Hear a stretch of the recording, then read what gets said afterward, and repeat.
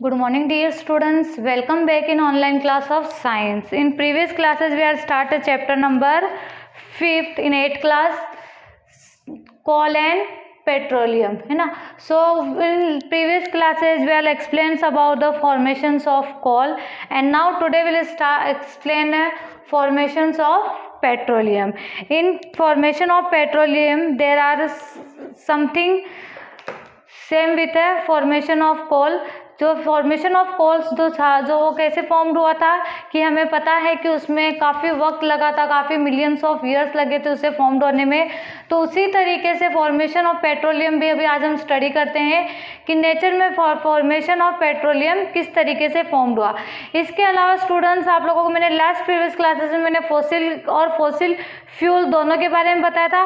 Fossil वो होता है जो dead remains of plants and organism होते हैं, और उनसे जो फ्यूल हमें मिलता है उसे हम क्या बोलते हैं, फॉसिल फ्यूल. तो सेम थिंग इसमें भी क्या होगा, पेट्रोलियम जो है वो क्या है, एक फॉसिल फ्यूल है जो कहाँ से मिलता है हमें, dead and remains organism of the living thing. ठीक है. इसके अलावा अब जो पेट्रोलियम जो हमें एक्चुअली जो ओवरऑल जो पेट्रोलियम जो हमें मिलता है उसके अंदर क्या क्या होता है. जो पेट्रोलियम जो होता है स्टूडेंट्स वो एक क्रूड ऑयल के फॉर्म में होता है. पेट्रोलियम को क्रूड ऑयल भी बोलते हैं. एक बहुत ही मतलब ब्लैकिश लाइट मतलब ब्लैकिश कलर का डार्क इन कलर का ऑयल भी मतलब लिक्विड होता है, लिक्विड फॉर्म में मिलता है.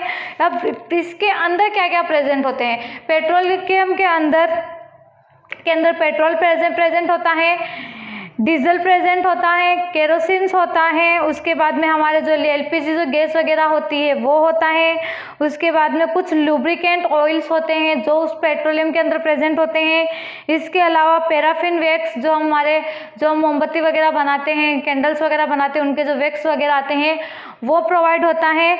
इसके अलावा बिटुमिन किसको बोलते हैं, जो बाहर जो आप लोगों ने देखा होगा रोड पे सड़कें बनाने के लिए जो यूज़ होता है, जो केमिकल यूज़ होता है, जो ब्लैकिश ऑयली लिक्विड जो, उसे हम क्या बोलेंगे, बिटुमिन. अब हम स्टडी करते हैं formations of petroleum. Petroleum was formed living organism in the sea. अब पेट्रोलियम कैसे फॉर्म्ड होता है, जो लिविंग ऑर्गेनिज्म होते हैं समुद्र के, उनसे पेट्रोलियम क्या होता है, फॉर्म्ड होता है. कैसे होगा वो हम देखेंगे. This organism died and their body settle at the bottom. अब जो लिविंग ऑर्गेनिज्म होते हैं, चाहे प्लांट हो या एनिमल्स हो, वो जैसे ही मर जाते हैं तो मरने के बाद में क्या होते हैं, वो ज़मीन की जो समुद्र की जो सबसे जो नीचे की लेयर होती है वहाँ पर जाकर के वो क्या होते हैं, at the settle down eight the bottom. जो बॉटम होगा वहीं पर जाकर के ये क्या होंगे, सेटल हो जाएंगे. उसके बाद में इसमें क्या होगा, and get covered with Sands and clay. फिर वहीं पर ये क्या होंगे, सैंड्स एंड क्ले से वो पूरी बॉडी उनकी क्या हो जाएगी, कवर्ड अप हो जाएगी. उसके बाद में ओवर मिलियंस ऑफ ईयर्स मतलब काफ़ी मिलियंस ऑफ ईयर्स के बाद तक, जैसे वो जो भी होंगे, जो भी एनिमल्स होंगे, लिविंग और एनिमल्स जो होंगे, एनिमल्स होंगे या प्लांट्स होंगे, जो कुछ भी लिविंग थिंग होगा, जैसे ही वो मतलब क्या हो जाएंगे, डाइड हो जाएंगे, मर जाएंगे, वो क्या करेंगे, समुद्र की जो सबसे जो लास्ट लेयर होगी, जो उसका बॉटम होगा, वहाँ पे क्या हो जाएंगे, सेटल्ड हो जाएंगे. वहाँ पे सेटल होने के बाद में फिर धीरे धीरे उनके ऊपर क्या होंगे, सैंड्स एंड क्ले उनके ऊपर क्या हो जाएंगे, लेयर बाय लेयर उनके ऊपर कवर्ड होते जाएंगे. ठीक है. ये प्रोसीजर मिलियंस ऑफ ईयर्स तक क्या होगा, कंटिन्यू चलेगा. Over a millions of years, जब काफ़ी इतना वक्त निकलने के बाद में, इन एब्सेंस ऑफ एयर, अभी हमें पता है समुद्र के नीचे तय तक जाएंगे तो वहाँ पर तो क्या होगा, एयर एब्सेंट ही होगी, एयर वहाँ प्रेजेंट नहीं होगी. तो in the absence of air, high temperature and high pressure, dead organism. अब क्या है वहाँ पे, सबसे पहले क्या एब्सेंट होगी, एयर वहाँ पे क्या होगी, एब्सेंट होगी. उसके बाद में सबसे ज़्यादा वहाँ पे क्या होगा, हाई टेम्परेचर होगा. अब हाई टेम्परेचर क्या होगा, थोड़ा मतलब जो हमारी जो अर्थ होती है उसका अपना खुद का टेम्परेचर होता है, वहाँ से उसे क्या मिलेगा, टेम्परेचर मिलेगा.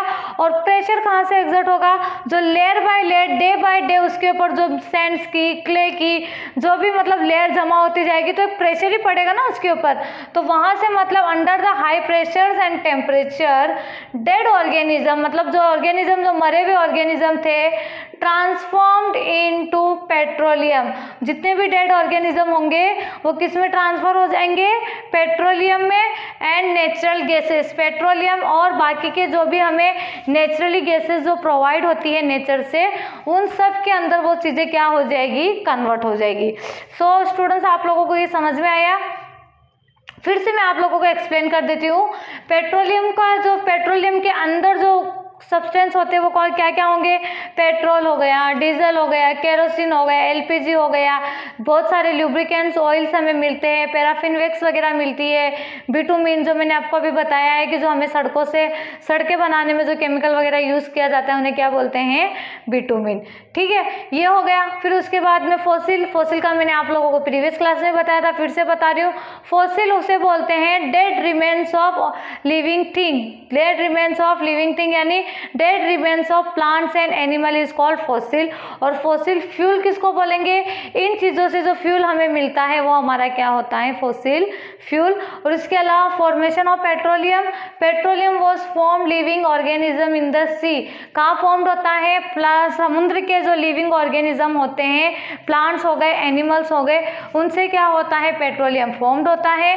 This organism died their body, वो ऑर्गेनिज्म जब मर जाते हैं तो उनकी बॉडी कहाँ सेटल होती है, at the bottom of the sea, है ना। उसके बाद में ये होने के बाद में, और फिर उनकी जब वो मर जाते हैं, जब उनकी बॉडी बॉटम पे सेटल डाउन हो जाती है, बॉडी बॉटम से टच हो जाती है, फिर उसके बाद में वहाँ पे डे बाय डे वहाँ पे क्या कवर्ड होने लगता है, वो किससे कवर्ड होता है, सैंड से एंड क्ले से।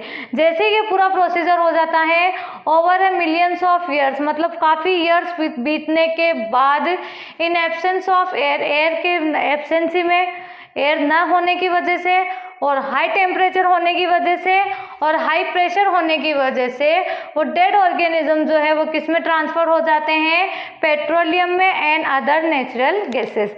सो आई होप आप लोगों को यहाँ तक ये फॉर्मेशंस ऑफ पेट्रोलियम अच्छे से समझ में आया होगा।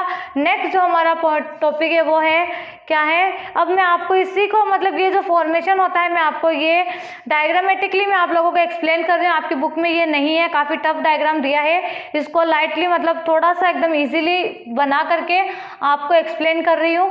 ठीक है, जिसको उसको क्या बोलेंगे, पेट्रोलियम। जैसे पेट्रोल अब समुद्र से हमें निकलेगा कैसे, किस फॉर्म में हमें मिलेगा वो देखेंगे। ऑयल एंड, ये डायग्रामेटिकली बताया मैंने। फर्स्ट में क्या है, यहाँ पे गैस है, उसके बाद में क्या आता है, ऑयल आता है, फिर क्या आता है, water. Oils and gas lighter than water, हमें पता है ऑयल और गैस जो होते हैं उनका वेट वाटर के कंपैरिजन में क्या होता है, कम होता है, इसलिए इन्हें हम बोलते हैं oil and gas lighter than water and do not mix with the, वो क्या नहीं होते हैं, ये वाटर से air and gas and oil water के अंदर मिक्स भी नहीं होते हैं। सबसे पहले ये वर्ल्ड के अंदर, पूरी दुनिया में, पूरे वर्ल्ड में जो वेल बनाया गया था, ऑयल वेल बनाया गया था, मतलब ये समुद्र में से ये निकालने के लिए ऑयल, जो सबसे पहले जो वेल बना था वो कहाँ पे बना था, पेनिसिलिया इन यूएसए 1859 के अंदर। फिर हमारे इंडिया के अंदर कहाँ कहाँ पाया जाता है, जैसे आसाम हो गया, Assam, Gujarat, Mumbai and high river basin जो होते हैं, जहाँ पे बहुत ही ज़्यादा वाटरी, मतलब जो रिवर जो काफ़ी हाई लेवल पे होती है, जैसे गोदावरी एंड कृष्णा नदी जो हमारे हैं, वह यहाँ इन जगहों से हम क्या कर सकते हैं, इन्हें ले सकते हैं। ठीक है, इसमें क्या होता है, पूरे पाइप उसके अंदर तक उतारे जाते हैं, उसके अंदर से फिर गैस फिर मिलता है, फिर ऑयल मिलता है, देन लास्ट में क्या होता है, वाटर स्प्राया जाता है, मतलब ये वेल ड्रिल बनाई जाती है मशीनों के अकॉर्डिंग ही ये पूरा प्रोसीजर कंटिन्यू होता है। ठीक है, अब हम पढ़ेंगे refining of petroleum. Refining of petroleum में क्या होता है कि पेट्रोलियम के अंदर बहुत सारे क्या होते हैं, सब्सटेंस उसमें पाए जाते हैं। जैसे मैंने स्टार्टिंग में बताया था, petrol, diesel, kerosene, oils, lubricants oils, paraffin wax, bitumen, से सब किस में पाए जाते हैं, पेट्रोलियम के अंदर। अब पेट्रोलियम के पानी के अंदर, अब पेट्रोलियम निकालने के बाद में इन सभी चीज़ों को भी इसमें से सेपरेट तो हमें करना ही होगा, क्योंकि सबको आज के टाइम पे हम देखते हैं ना कि जो हमारी जो कार वगैरह होती है, जो डीजल, जो बड़े बड़े व्हीकल्स जो होते हैं, वो जो पेट्रोल और डीजल से जो व्हीकल्स वगैरह चलते हैं, जो गैस पे चलते हैं, तो वो चीज़ें हमें कहाँ से मिलती हैं? पेट्रोलियम से। अब पेट्रोलियम से, अब डायरेक्ट तो पेट्रोलियम का हम यूज़ नहीं कर सकते। पेट्रोलियम का जब हम यूज़ करेंगे तो पेट्रोलियम के अंदर से जितनी भी सब्सटेंस है उसमें से इन चीज़ों को क्या करना होगा? रिमूव करना होगा पहले। तब इनको रिमूव करने के प्रोसीजर को क्या बोलते हैं? Refining of petroleum. Refining of petroleum में क्या होगा कि पेट्रोलियम होता क्या है? पेट्रोलियम जो है it is a dark oily liquid. Petroleum क्या होता है? It's a dark oily liquid. उसके बाद में it has an unpleasant order. और जो पेट्रोलियम होता है उसका जो ऑर्डर भी होता है काफ़ी, मतलब जो स्मेल होती है, अजीब सी स्मेल होती है, तो उसे हम क्या बोल देंगे? Unpleasant smell. ठीक है, अनप्लेजेंट ऑर्डर। उसके बाद it contents of petrol, diesel, petroleum gases. इसके अंदर जैसे अभी मैंने बताया पेट्रोलियम गैसेस के अंदर petrol, geyser, diesel, petroleum, diesel और बहुत सारी चीज़ें इसमें क्या होती है? प्रेजेंट होती है, एक्सेट्रा। ठीक है, अब जैसे इस प्रोसीजर को करेंगे तो इसमें क्या होगा? फ्रैक्शनली डिस्टिलेशन, यानी फ्रैक्शनली मतलब डिस्टिलेशन यानी कि उसके अंदर जितने भी कंपाउंड, जो जितने भी सब्सटेंस प्रेजेंट होंगे उन सबको क्या करना होगा? सेपरेट करना होगा। और डिस्टिलेशन प्रोसीजर किसको बोलेंगे? The basic step of distillation separate crude oil into varieties of group. मतलब क्रूड ऑयल के अंदर बाकी की जितनी भी और वेराइटीज प्रेजेंट है, जितनी और चीज़ें उसमें प्रेजेंट है, उन्हें क्या करना है? सेपरेट करना है। तो उस प्रोसीजर को क्या बोलेंगे? डिस्टिलेशन। और फ्रैक्शनल किसे बोलेंगे? कि for example the vapour is allowed to cool at a different temperature in a used tower.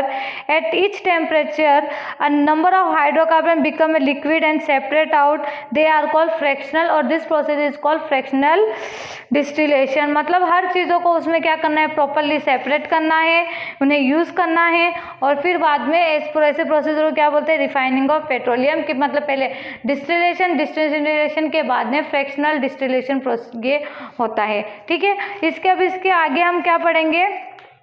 हमारे जो रिमेनिंग जो टॉपिक है वो क्या है? फ्रैक्शंस ऑफ पेट्रोलियम, यानी are products of petroleum and their uses, है ना। अब पेट्रोलियम से और फ्रैक्शनल ऑफ पेट्रोलियम से इसके अलावा हमें जितनी भी चीज़ें प्रोवाइड होती है वो विथ फॉर्मूला, विथ यूजेस, ये सब हम क्या करेंगे? स्टडी करेंगे। सो स्टूडेंट्स, तब तक के लिए stay home, stay safe, bye.